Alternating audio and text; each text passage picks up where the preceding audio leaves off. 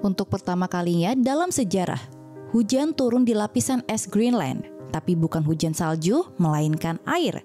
Peristiwa turunnya hujan air yang terjadi selama beberapa jam di puncak lapisan es Greenland pada 14 Agustus lalu menandai pertama kalinya daerah tersebut mengalami hujan saat terjadi kenaikan suhu.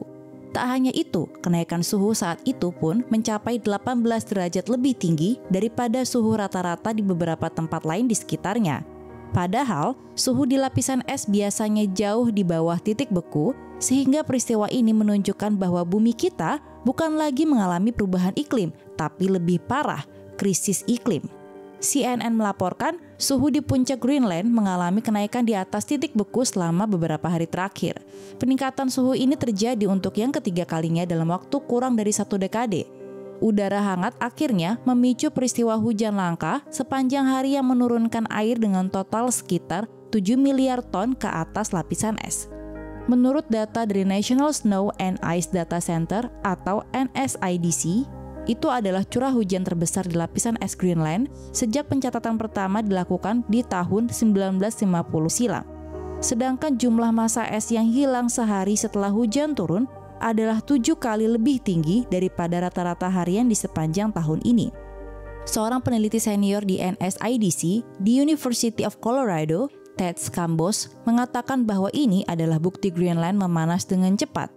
Apa yang terjadi bukan hanya 1 atau 2 dekade yang hangat, ini belum pernah terjadi sebelumnya, kata Scambos kepada CNN.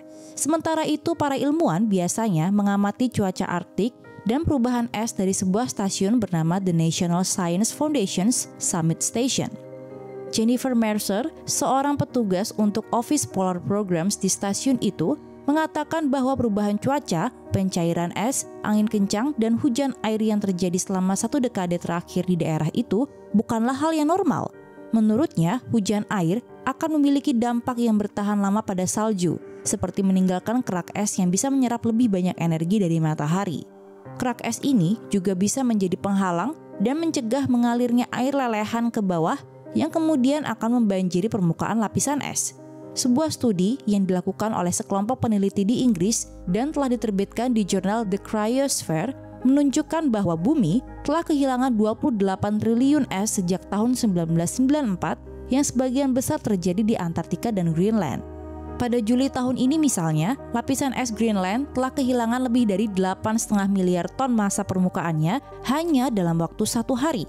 Sebelumnya pada tahun 2019, sebanyak 532 miliar ton es di Greenland mencair dan mengakibatkan naiknya permukaan air laut global secara permanen. Dalam sebuah laporan iklim yang dirilis bulan ini oleh PBB, tertulis bahwa pembakaran bahan bakar fosil menjadi penyebab terjadinya pencairan es di Greenland selama 2 dekade terakhir.